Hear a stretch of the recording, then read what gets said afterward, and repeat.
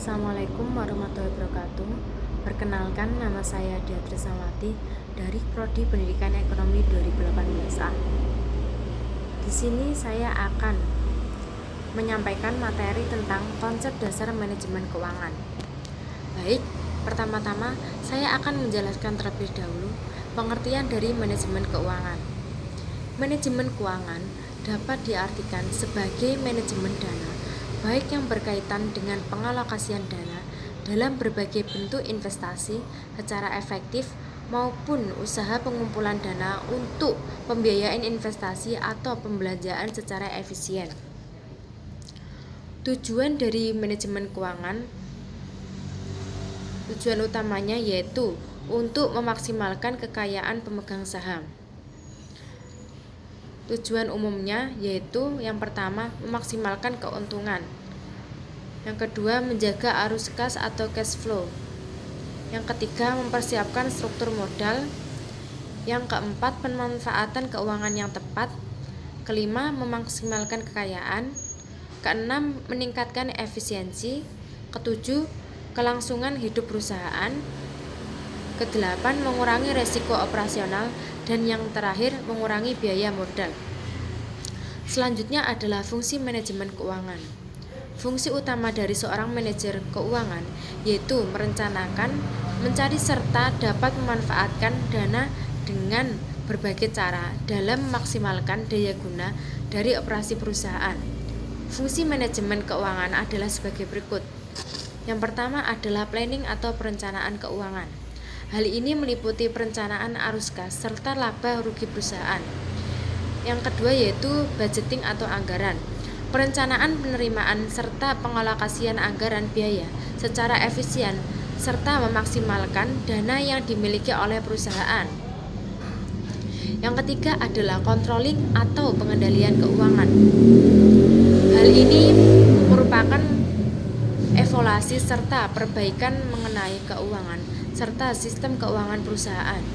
Yang keempat adalah auditing atau pemeriksaan keuangan. Melakukan audit internal berdasarkan keuangan perusahaan yang ada supaya sesuai dengan kaidah standar akuntansi serta tidak terjadi penyimpangan. Yang kelima adalah reporting atau pelaporan keuangan. Menyediakan laporan informasi mengenai kondisi keuangan perusahaan serta analisa rasio laporan keuangan. Selanjutnya adalah konsep manajemen keuangan. Manajemen keuangan adalah manajemen mengenai fungsi keuangan, dan fungsi manajemen keuangan merupakan bagaimana mempergunakan serta menempatkan dana yang ada. Fungsi-fungsi yang ada dalam perusahaan harusnya dilaksanakan dengan sebaik mungkin, mengingat fungsi-fungsi yang ada saling berkaitan satu sama lain. Seperti yang telah dibahas tadi, manajemen keuangan memiliki 3 kegiatan yang utama. Yang pertama adalah perolehan dana, merupakan aktivitas yang bertujuan untuk memperoleh sumber dana, entah itu berasal dari internal perusahaan maupun berasal dari eksternal perusahaan. Yang kedua adalah penggunaan dana, suatu aktivitas menggunakan atau menginvestasikan dana yang ada pada berbagai bentuk aset. Yang ketiga adalah pengolahan aset atau aktiva. Aktivitas ini adalah kegiatan yang dilakukan setelah dana telah didapat dan telah diinvestasikan atau dialokasikan ke dalam bentuk aset atau aktiva. Dana harus dikelola secara efektif dan efisien. Selanjutnya yaitu prinsip manajemen keuangan. Ada 7 prinsip dari manajemen keuangan yang harus diperhatikan. Yang pertama adalah konsistensi. Sistem dan kebijakan keuangan dari organisasi harus konsisten dari waktu ke waktu.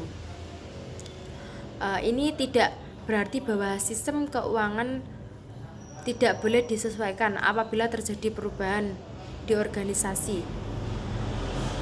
Pendekatan yang tidak konsisten terhadap manajemen keuangan merupakan suatu tanda bahwa terdapat manipulasi yang terdapat dalam pengelolaan keuangan. Yang kedua adalah akuntabilitas. Kewajiban moral atau hukum yang melekat pada individu kelompok atau organisasi untuk menjelaskan bagaimana dana, peralatan atau kewenangan yang diberikan pihak ketiga telah digunakan. Yang ketiga adalah transparansi. Organisasi harus terbuka berkenaan dengan pekerjaannya, menyediakan informasi berkaitan dengan rencana dan aktivitas kepada para pemangku kepentingan, termasuk di dalamnya menyiapkan laporan keuangan yang akurat, lengkap dan tepat waktu serta dapat dengan mudah diakses oleh pemangku kepentingan dan penerima manfaat.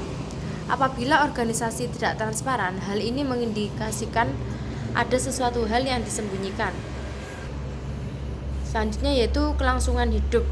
Agar keuangan terjaga, pengeluaran organisasi di tingkat strategik maupun operasional harus sejalan atau disesuaikan dengan dana yang diterima.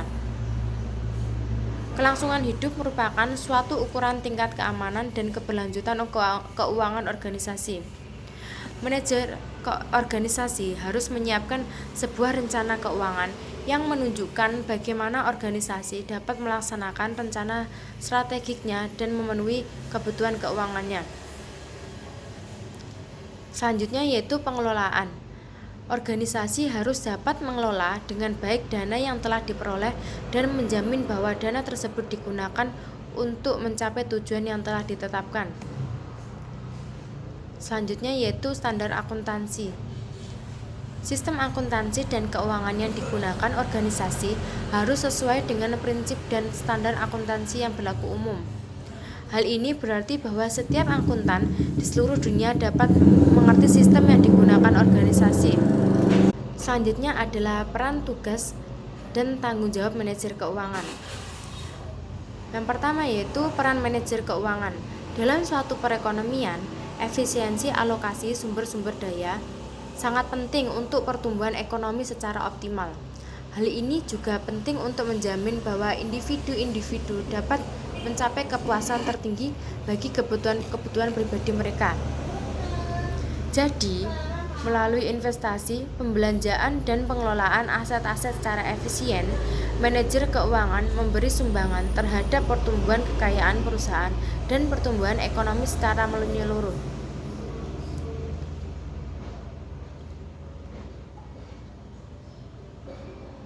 Selanjutnya, tugas manajer keuangan. Aktivitas perusahaan ditinjau dari sudut manajemen keuangan menjadi tugas manajer keuangan. Tugasnya antara lain adalah sebagai berikut: perolehan dana dengan biaya murah, penggunaan dana efektif dan efisien, analisis laporan keuangan, analisis lingkungan internal dan eksternal yang berhubungan dengan keputusan rutin dan khusus.